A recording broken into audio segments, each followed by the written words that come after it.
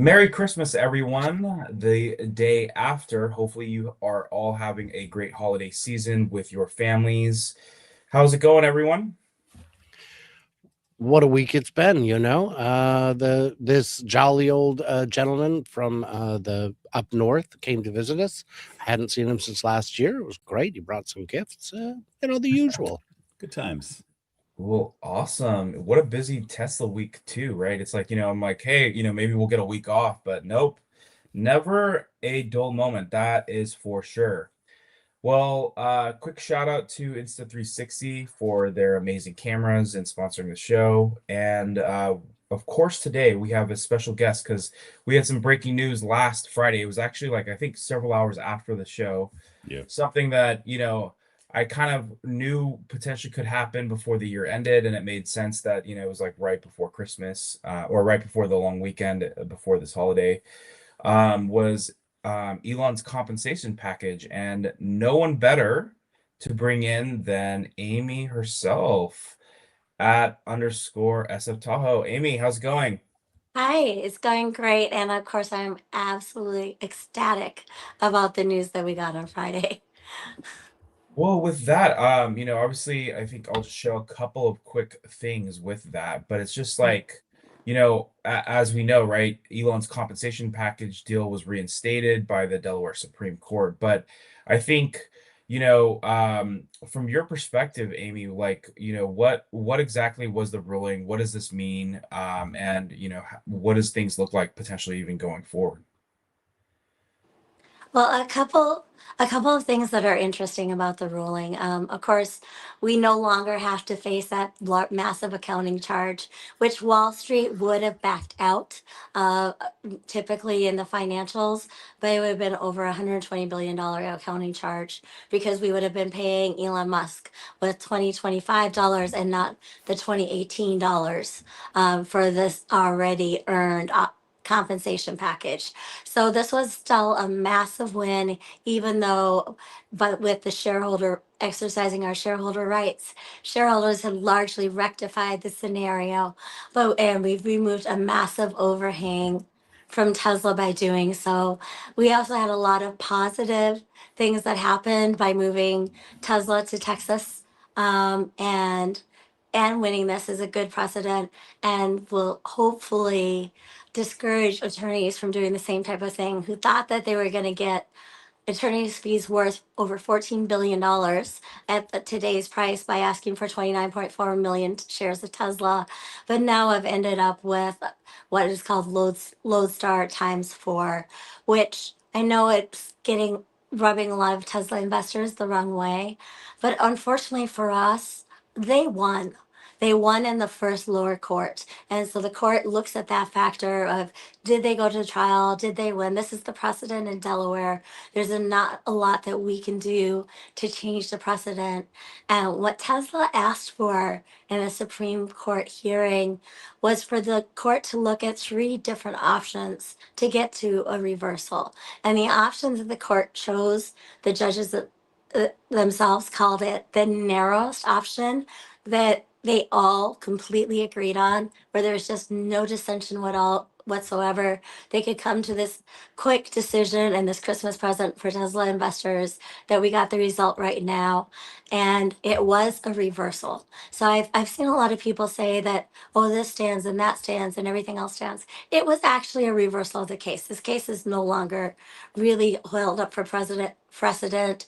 The Supreme Court did not affirm many of those things that we found to be problematic in the case. It was a complete win.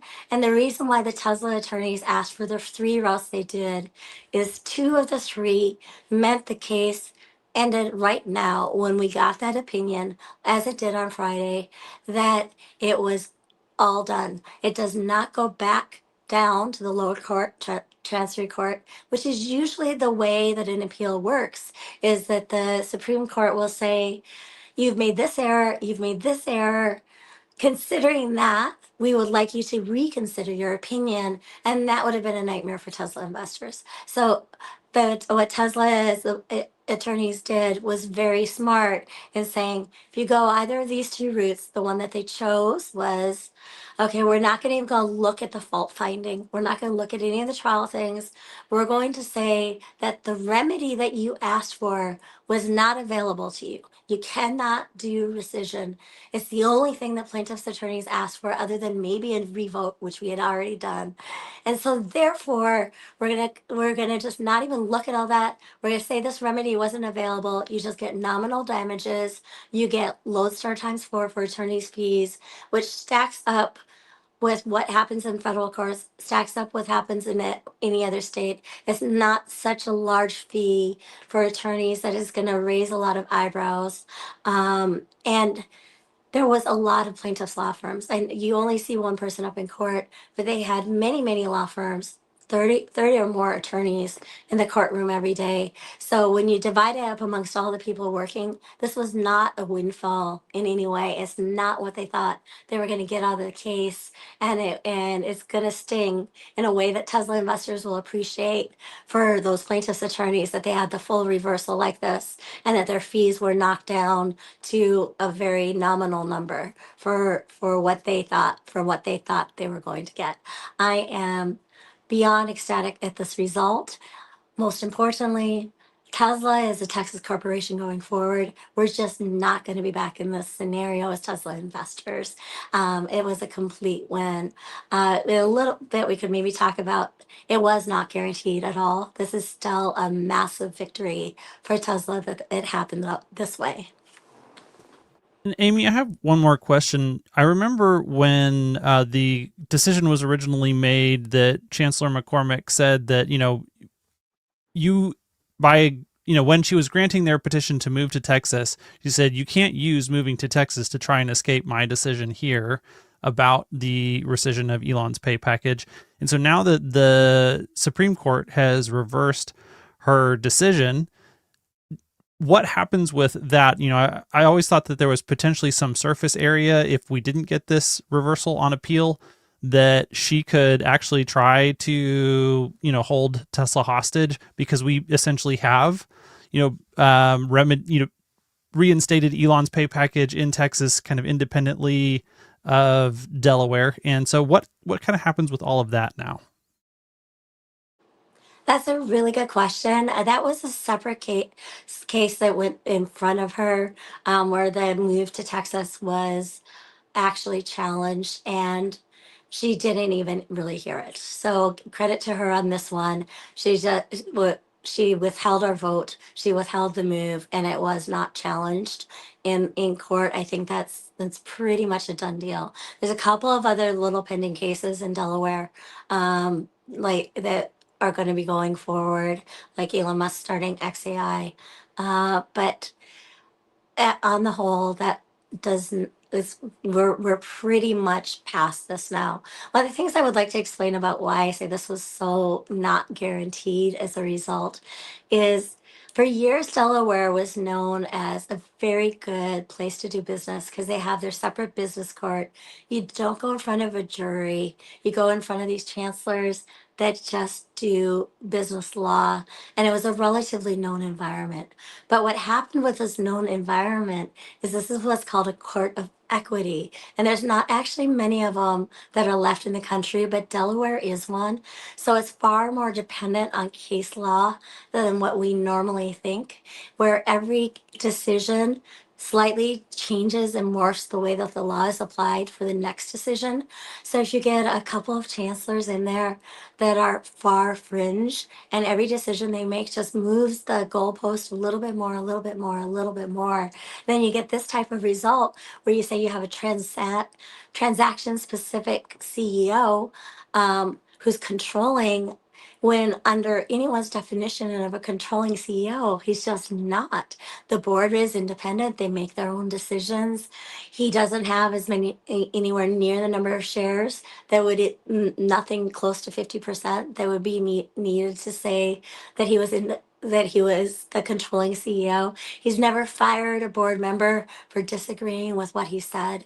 So under no standard normally would that be the case. But in Delaware, because they kept sliding on every case further and further over, it was considered, because the judges said so, that he was controlling, even by any other standard he wouldn't be. And in the Delaware Supreme Court, they can only look at reversible errors of law for the most part. It's very hard to have a reversible error of fact. But as a Tesla investor, when we read that first decision, we just see all sorts of errors in fact. And it's one error in fact that piles on another, that piles on another, that piles on another, that creates a very different scenario when the Supreme Court looks at it, and they're constrained to look only at the record from what we know actually happened. So I do think that the things that the shareholders did to fight back, the fact that we did that letter to the board within 4 days of the original judgment saying we would like a ratification of this pay package, we would like to get out of Delaware, and we would like Elon Musk to be paid for his work going forward. And then the special committee cited that in their proxy, along with other communications they got from institutional investors, of why we were getting the ratification vote. And they did try and challenge the ratification vote. And why they didn't affirm it, they also didn't throw it out. So it was just not the avenue that they used to reach the reversal, but it was one of the avenues that Tesla asked for. It was the other one that would mean that we didn't remand, as if the ratification had just stood. So this was an exceptionally good result that in no way was it at all guaranteed. In fact, when the original opinion came out, I would say we had less than a 10% chance of having this result today, because the cards were all stacked against Tesla. They're all stacked against Tesla shareholders. Tesla shareholders had zero voice in the proceedings. The only person representing us was supposedly Ternetta, which I think some people misunderstand. This was not a class action case. So there was no ability to fire Ternetta the same way that you could fire him in a class action case. It's what's called a derivative case. This is what's barred in Texas unless you have a few percentage points of the company, which is 100 million shares or more, to be able to file at all. Where Ternetta pretended to be a representative of Tesla, or Tesla suing Tesla for a fiduciary breach. So it's a little bit archaic how that works, but this is an exceptional result for Tesla investors. The second part of your question, Hans, was the way that they've reinstated that pay package was to do a re-up of the 2019 equity plan, which was not the plan that was challenged in court. That was a separate plan. So that's why we're going to have to take that 120. Tesla was going to have to take the $120 billion accounting charge, because it was from that plan, and the options would be granted today. He would just be made whole in the number of shares he had. This is far better because it reinstates and keeps the original grant and the original accounting charge that was already made. It was just wild to me that he made too much money. Well, first of all, there's no such thing as a maximum wage, and second of all, Judge, you think that the correct wage is zero? That's immoral. That's illegal. That's deeply unethical, and it really tells us what we're up against, what we're looking at here. This is not the statements of a reasonable, rational, and sane person. People are paid. Kathleen McCormick does not work for free. And if someone came to her and said, no, you have to give back everything you've been paid over the last 5 years, I think she would file a lawsuit, and rightly so. That's mental. And like John was saying, like Amy said, the damage has been done. It is no longer the first place corporations think of when they're thinking of where to create their business. This is going to cause a deficiency in tax revenue for the state of Delaware. If your property taxes are going up and your services are going down, well, I mean, Kathleen McCormick is part of the reason why, a very substantial part of the reason why. Shareholders, you can argue, had their eyes that they were wearing blinders, or that they were lied to when the original compensation plan was written. If you'd like to argue that, you can. The board is not independent. Look, I want people rowing in the same direction. I don't want a war zone in there. Well, they just kiss up to him. Have you read the books? Because it is arguments at times when it's warranted. That doesn't, well, they're woefully unqualified. No, they're all quite well qualified. I mean, come on. That's all just nonsense and insanity. And then, like when I bought my shares after the compensation plan was written. I even talked to my wife about it and said, look, this is, if Elon gets this, he's going to get $1 kajillion and we'll be able to pay off the house. How you feel about that? She said, well, that's a pretty good deal. And it was a pretty good deal until Kathleen McCormick changed the deal. That's not how you do it. And then, of course, we voted on it again, thanks to all the work done by Tesla Boomer Mama, by Amy, to raise awareness on these so we could do what little we could. And it didn't pass by 73% again. It passed by 72%. And the work was already done. That's the same margin, you guys. That's like ridiculously high. I knew it would pass. I didn't think it would pass by that kind of margin. So this is all insanity, and I'm just delighted to see at least some of it behind us. Yeah, I think for me, and this is maybe I think I would have another question to Amy, is more of like, if anything, does the other side get anything? But before we get into that, I think this has been, it feels like I'm thinking in COVID years. It feels like it's been like 3 or 4 years. I mean, since this ruling and everything's happened, I can't even. It feels like it's been forever. And so to end the year this way, just because, as we all know, when we've been following Elon and Tesla for the past 3 or 4 years now, this has been had a huge overhang, not only on the stock, but probably like just Elon's, like, and obviously the board has done things to make sure that he's very engaged with, like, hey, we'll pay you either way if you don't get it. But again, as I think Amy said, it is like with $25, which is like way more expensive. There's going to be a lot of accounting, just a bunch of like expenses hitting. And then obviously now his new pay package, if they hit certain really far out goals, which, it's all possible. But like, I think it's just, it's really nice to just end the year, put this behind us. And hopefully, like I said, for Elon to focus on autonomy, to focus on robotics, AI, and just really moving the company forward, as he said, and with amazing abundance rather than sustainable abundance. So it's just, I think it was just a huge win for Tesla, for the shareholders. And I didn't realize the big, it's just like, in a lot of ways, it felt common sense, right? Like, the shareholders voted, they re-voted, and so for me, I didn't realize, Amy, thank you for highlighting all of the, like, the big uphill battle, because I thought I didn't understand why this kept getting delayed in a lot of ways, to be honest. But clearly, it was a huge win, despite, like, I think this Mount Everest that we kind of had to climb over. But Amy, I think from your end, what does, if anything, the plaintiff, or really the other side get, and how bad does this sting, from their perspective of like this ruling?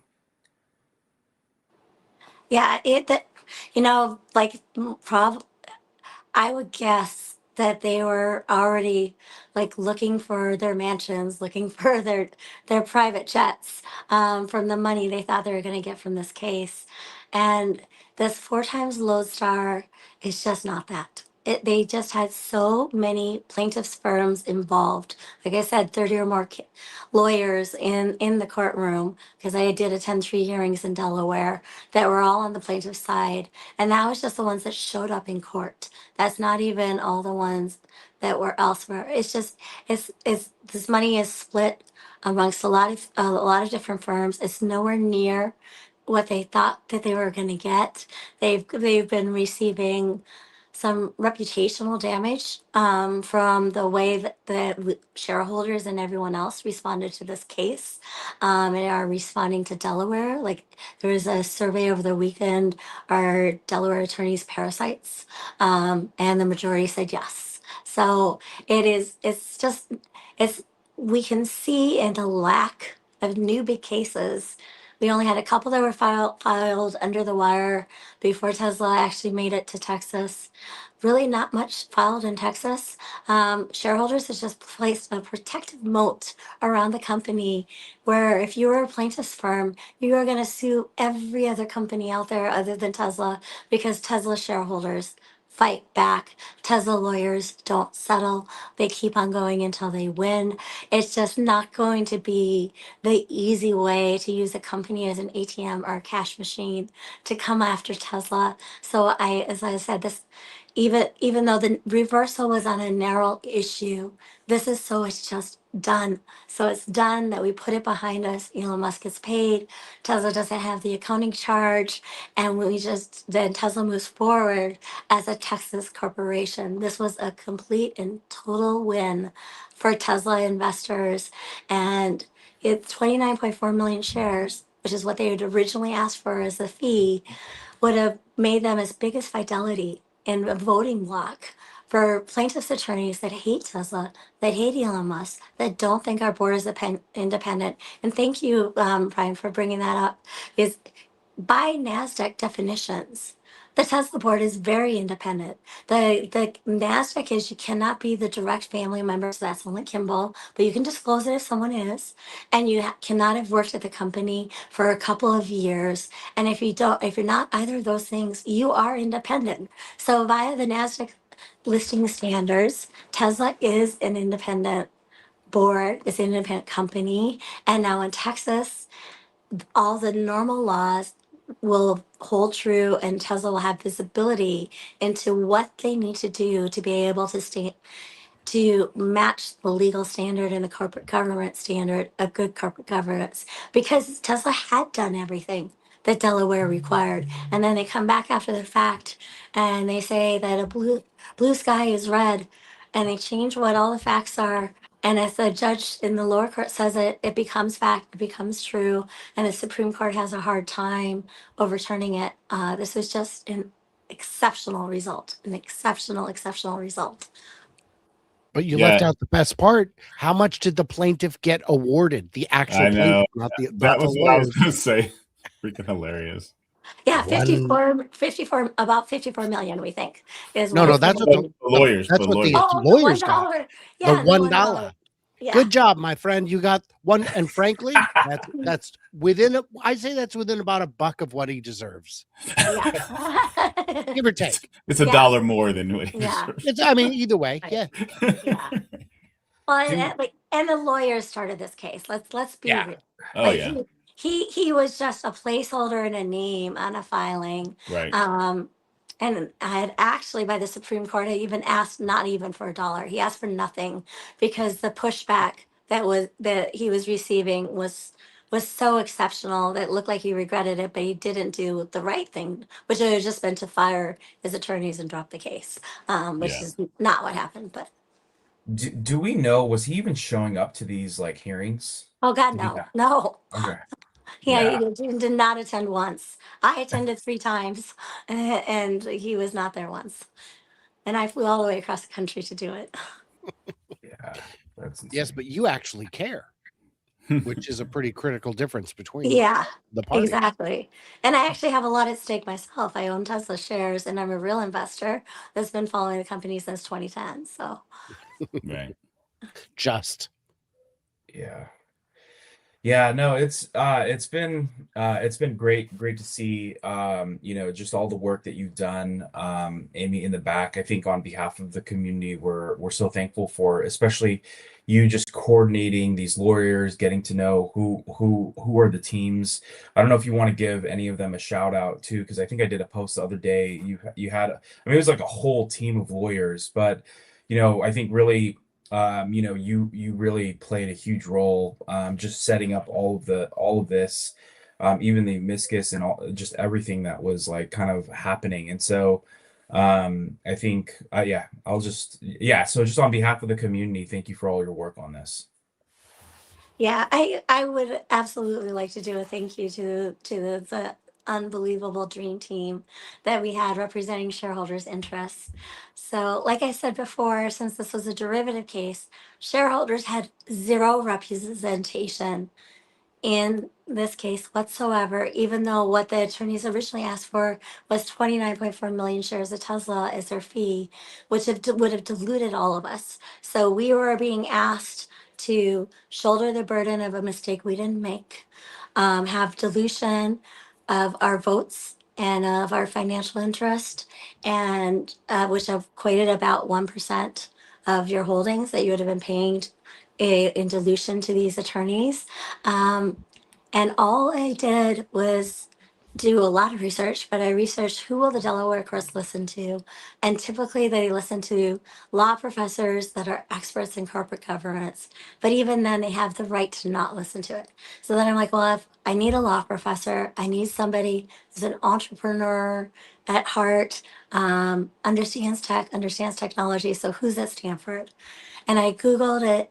I found this wonderful man, Joe Gunfest, who is a former SEC commissioner, is the head of the Rock School of Corporate Governance, and is himself an entrepreneur. He started a company that is trading on the New York Stock Exchange. Like, just an exceptional, brilliant, driven man, and emailed him with what investors had already done, and our collective outrage that was palpable from the moment that this was announced was raising attention. So that it talked about the shareholder letter that we'd done with 5,900 shareholders writing into the board, equal to $4 billion of Tesla shares, saying that we wanted the ratification. I talked about the letters to the court. I asked him what other things we could do and what his advice was for us. And within a few hours, he's like, let's talk. And was like, I'm going to suggest something very aggressive. I'm going to say we should intervene, and shareholders should have a voice, and you should have representation. And then we had to go on a journey to try and find other attorneys, because you need a Delaware attorney and you need a firm that has more resources than Joe would, that were not conflicted out to be able to do this. So he eventually calls one of the guys that he knows the best, who is a former Solicitor General of the United States, who argued and won the case on equal rights for marriage and gay marriage, a very landmark case. Pretty much any lawyer in the country would know who this man is. And Don Verrilli said, yes, I'll do that. So he's also the one, if you follow crypto, that won Ripple in front of the U.S. Supreme Court. One legal commentator said, having Don Verrilli on the case is like you just got SEAL Team 6. Like he is like the biggest gun of the big guns that came riding to shareholders' rescue. And along with him was Ashut Hockey at Munger, Tolles and Olson. This is Charlie Munger's firm. Rebecca, Elaine Goldenberg, Daniel Keene. There's just so many good attorneys. I think that I've had at one point or another 30 attorneys that were working on this for shareholders' benefit, simply because I asked.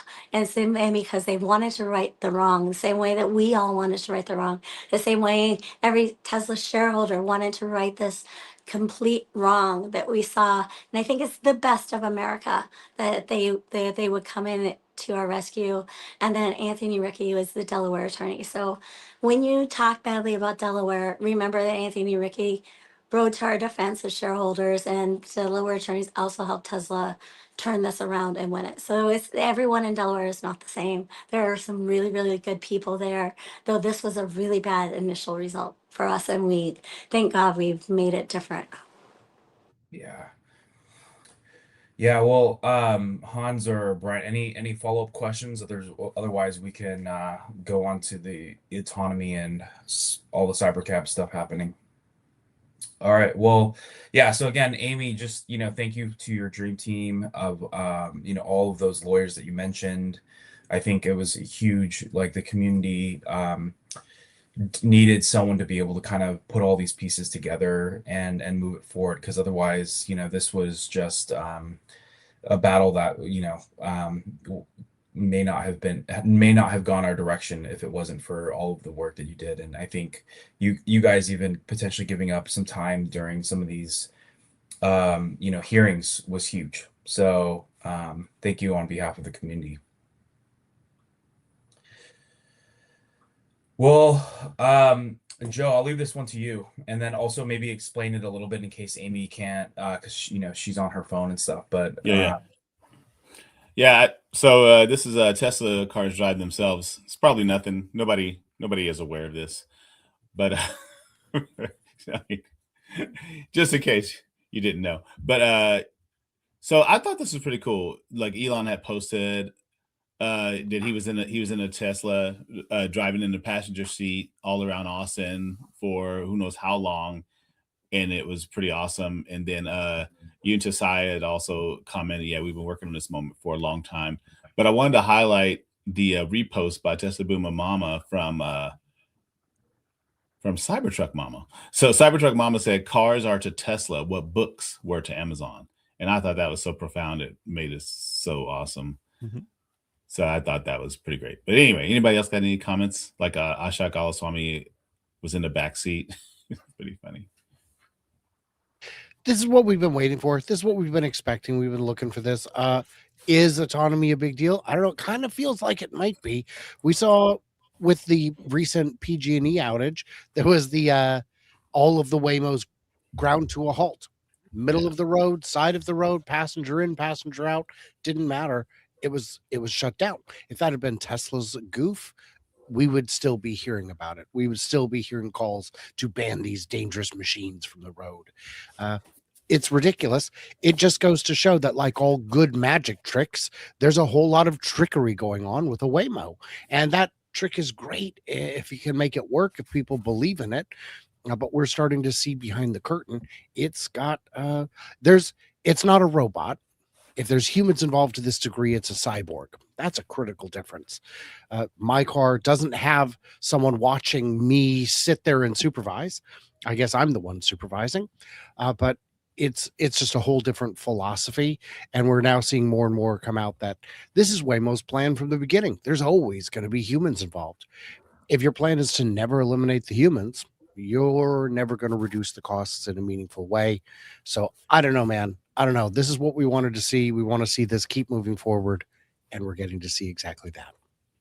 And once more, we have, critical milestones that are being hit on the deadline that has been set.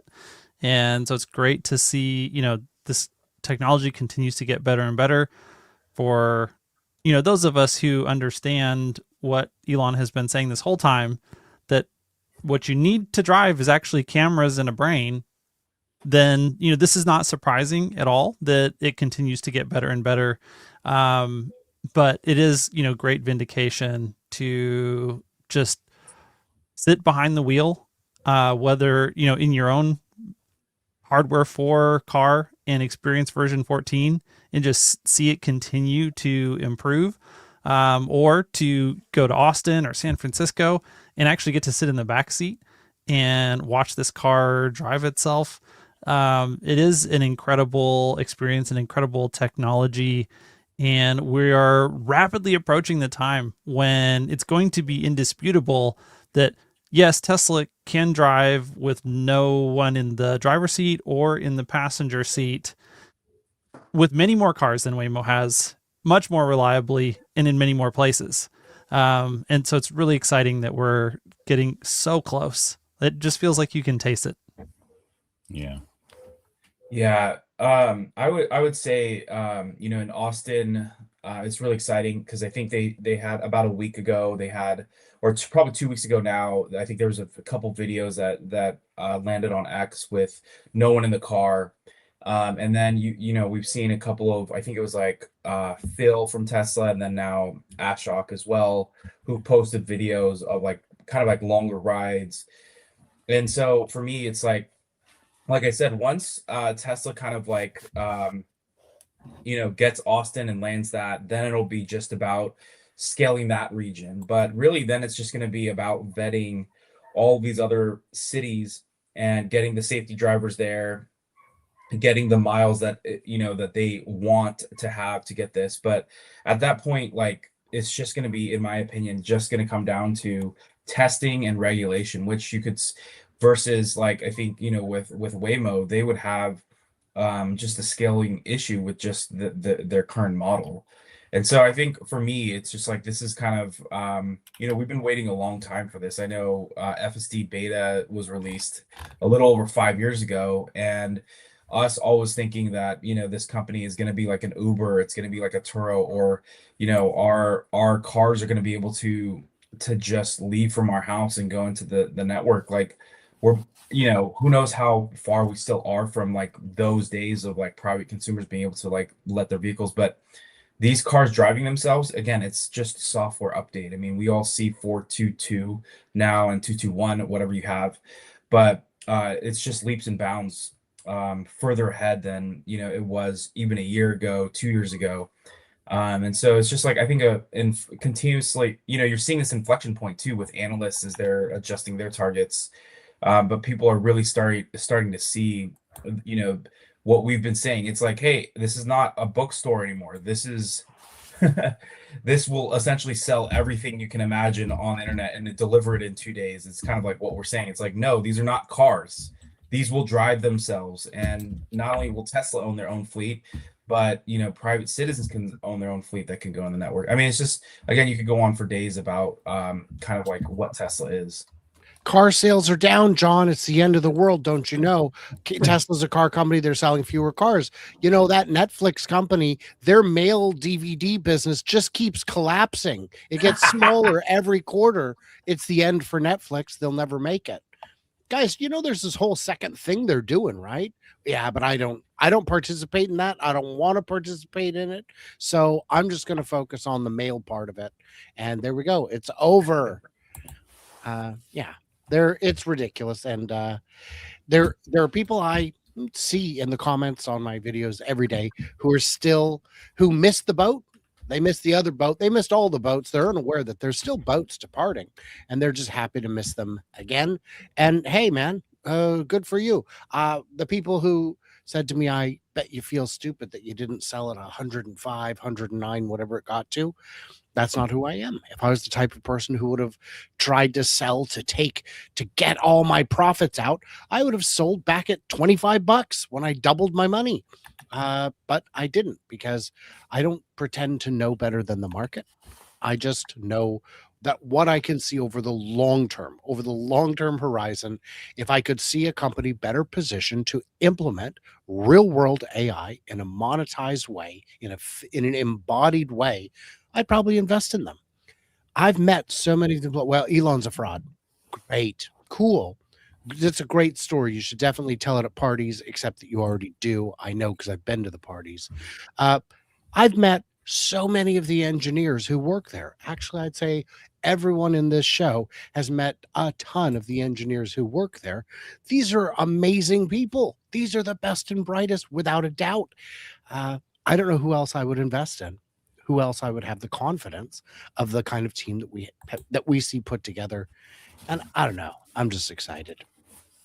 Well, and just to enhance that point, not only does Tesla have some of the greatest engineers, and they continue to bring in more engineers, they continue to develop great talent, but like the people who have left Tesla are still better engineers than work at almost any other place. Like, these people come to Tesla, they work their butts off, they do the best work of their lives, then they get burnt out, and then they go to other companies, and then they're still better than any of the people there that they're working with, even at burnt out, 50% capacity of what they were when they were at Tesla. And, just trying to take it easy and, have some work-life balance for a change. And, Tesla's like, okay, that's great. We'll just continue to bring in this year's best crop of engineers from every best engineering school around the world to work at both Tesla and SpaceX. And, the good ones can go wherever it is that they want. And we'll continue to make progress at the very bleeding edge of technology. And that is incredible. That's really one of the key investment theses for Tesla and SpaceX, is that engineers solve really hard problems. The best engineers solve the hardest problems and the biggest problems. And if you have, year in and year out for decades, the number one and number two spot for engineering graduates to want to work at, and you have your pick of the litter, and then you continue to put those people to work in an organization that allows them to do their highest and best work for a decade, yeah, that company's probably going to accomplish some pretty incredible things that are going to solve some great problems, create a ton of value, and become a, I don't know, multi-trillion-dollar company in the process. Well, I would enhance what you're saying by saying that if you've got Tesla on your resume, a lot of doors are open. They just are. Just a little bit. Amy, to you. Yeah, this was a very exciting week all the way around. To see Elon Musk riding in the back of a Tesla with nobody in the driver's seat, and just know that that's the point they are at.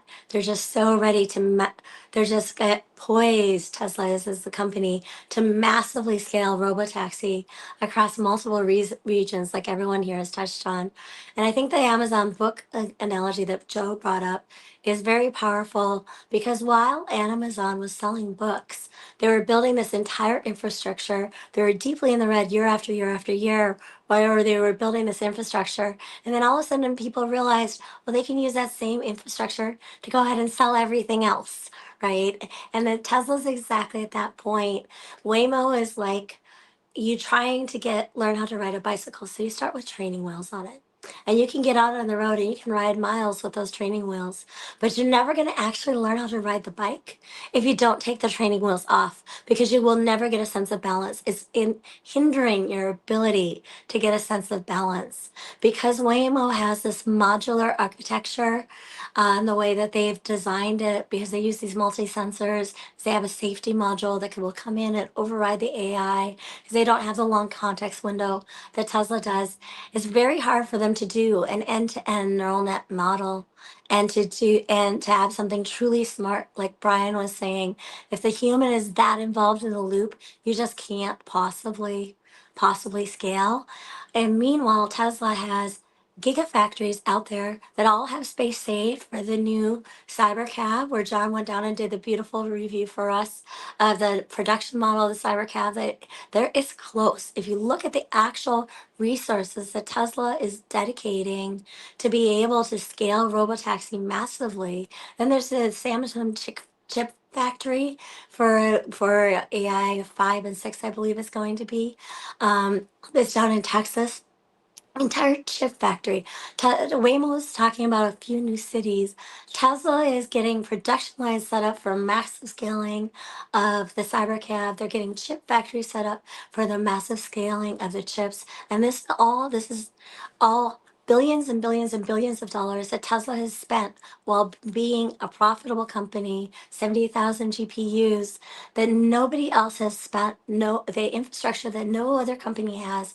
Nobody else is even close. And then similar to like Amazon, with it just being books, all this infrastructure is going to roll right on into Optimus. This is the most excited I have ever been about Tesla's future, and I have always been very optimistic about Tesla's future.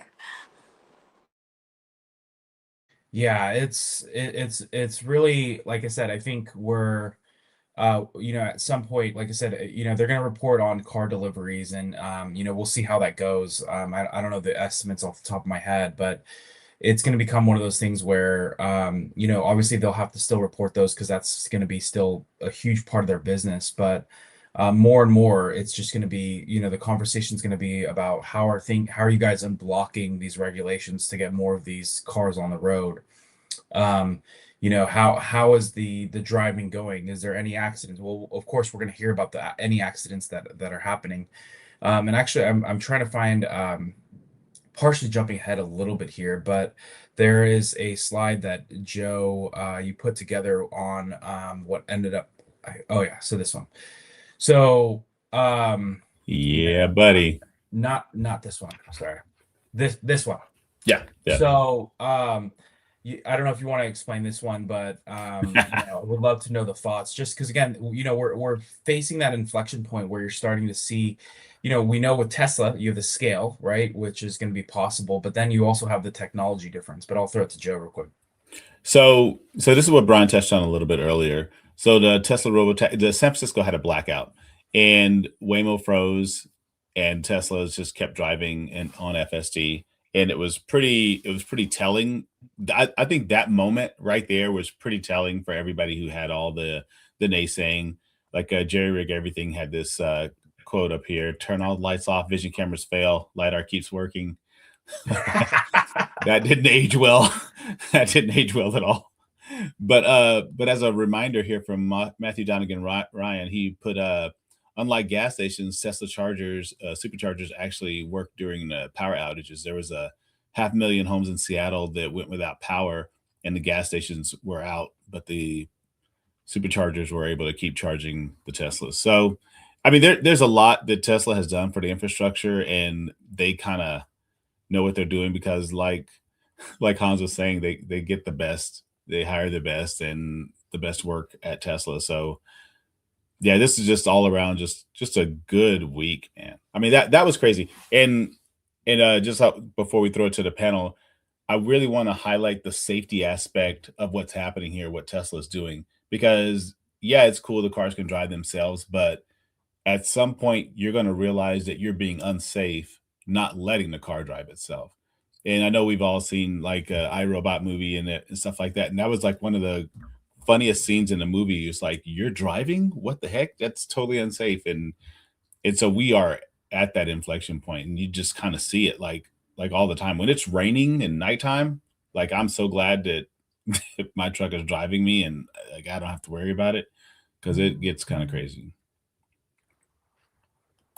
Yeah, I wanted to throw it to the panel real quick on just your thoughts of like the whole Waymo um issue that we saw in the past week, but and then also too, I know Hans, maybe you're probably more familiar with it, and as far as like, I think they had like they came out and said, hey, this is our learnings, this is what we've done.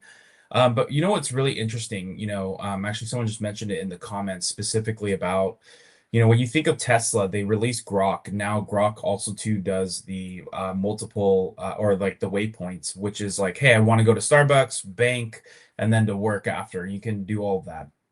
I think where people are missing this is just seeing how fast and quick this integration that's happening with Grok and the Tesla. Think of your iPhone. How long has Siri just been a piece of garbage for almost, what does it feel like, 15 years? Hasn't really changed much at all. And look at what Tesla is doing, and they're literally integrating, AI on top of their vehicle, which is, it should be a sign and a model to like, hey, Apple, don't look too far. Just look at what Tesla's doing. This is what you need to do to your phone, right? It's not rocket science, right? And so it's just, yeah, that was just an interesting point, but it's, yeah, kind of side note. But yeah, what did you guys think on Waymo? Not everyone at once. Well, I already shared my thoughts on it. I think what was interesting was Elon Musk's recent comment about how much the model has changed just since Andre Carpathy left.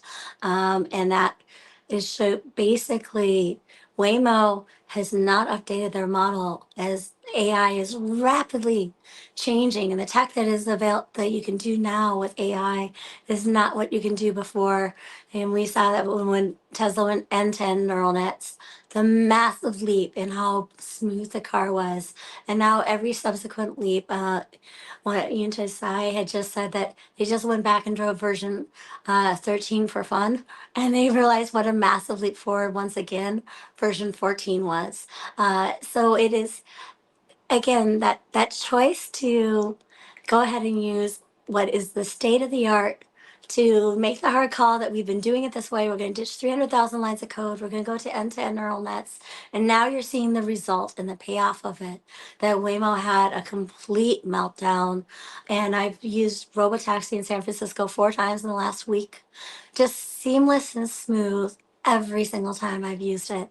It is such a pleasant experience. It's so much nicer than any ride that you're going to get, even in a black car, even with a professional chauffeur. The Robotaxi tops it. So it's not only going to be, and it was a quarter of a price or less than the price that an Uber would have been for the same ride. It's just an incredible experience. Yeah, and you don't have to tip the robot. Mm-hmm.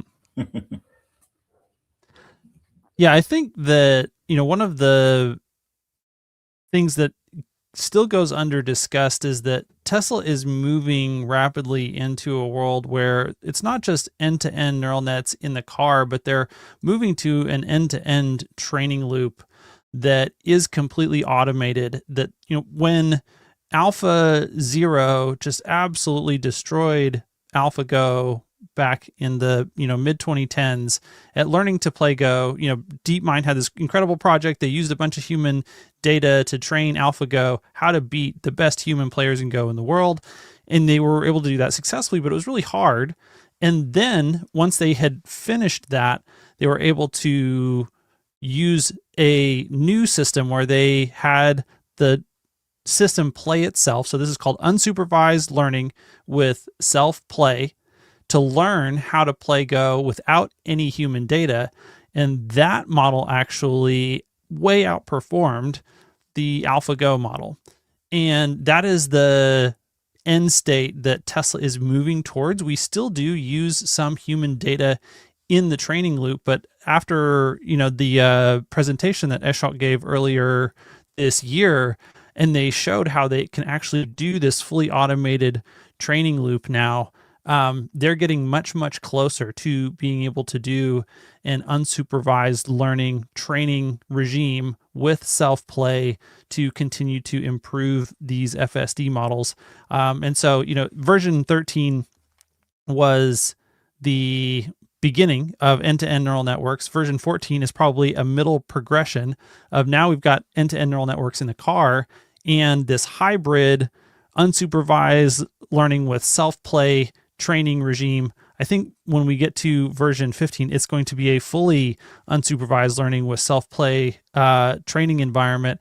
And we should expect to see that Alpha Zero type driving, superhuman driving performance using just cameras and just neural nets running in the cars that will be way, way, way, way, way, way better than any human driver could ever be. And it's going to be then democratized limo drivers that live inside of these Model 3s, Model Ys, and cyber cabs that there are millions of on the road all over the world. Yeah, it's gonna be crazy, and it's one thing I did want to call out too. I think there's let me just back up a little bit on I think this is it. So yeah, I mean, as Tesla is becoming and getting ready and gearing up for really becoming like the next Uber, right, and Lyft, and what are they doing? They're starting to build out all of the assets for it, right? Like their website now, you can go to their website. I think it's tesla.com/robotaxi, but either way, they've started rolling out even things um, like potential cleaning fees, like, right, $50 for moderate messes, $150 for severe messes. And so, and also too, if you live in the Bay Area, I know both Joe and Brian, Amy, you got to come down and go check it out if you haven't already. But like they've released the latest production version of the Cybercab, and a lot of the materials different. The way even the way it looks like it's built is completely different. But it's just more fine-tuned. It's ready to rock. And so I think it's just a sign that this company is very serious and very close to making this happen. Because like I said, their issue isn't going to be how many cybercabs and Model Ys can they produce. It's going to come down to how many can they legally put on the road, or maybe they can put a bunch on the road and then pull back later. But it's just one of those things where once this starts happening, Austin's close. Elon's was driving there.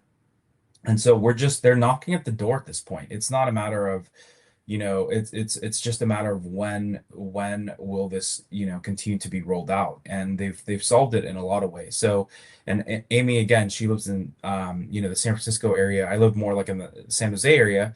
And it's like San Francisco is one of the hardest areas to deal with. And she's had, several rides where they've just been seamless. And so, to be able to tackle those, but again, Tesla has, I think, 400 square miles in the Bay Area that they're covering. Obviously, a huge part of that is, the Bay that comes down, but it's still, you can literally go from South San Jose all the way up to Berkeley, which is, what, 70 miles, maybe 80 miles, something crazy like that. I mean, you're talking an hour 15, hour 20 drive, and so it's just they're starting to roll out everything, and get everything ready. And then Brian, were you gonna say something? I just wanted to say I just finished about 2,400 miles of road trip. Started in Washington State, down through Oregon, into the Bay Area, out to Reno, back to the Bay Area, and back home. And I'm well over 99% on FSD. For those who've been watching the channel for a while, you'll recall I was deeply skeptical of FSD, especially on version 11. Worked great in some cities, in some places, but not well in most places that I happen to drive. I don't care how good it is in the Bay Area if I don't live in the Bay Area.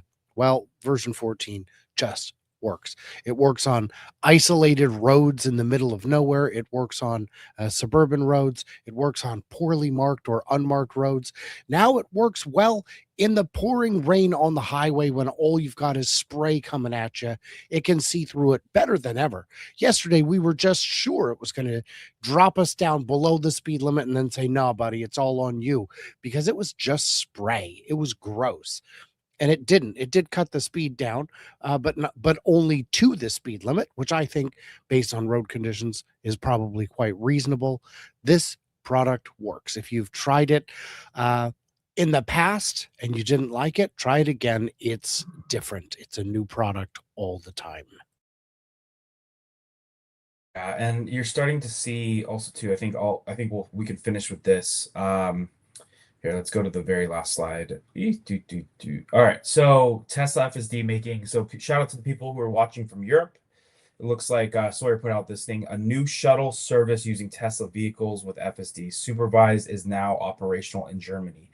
It is the first project of its kind in Europe.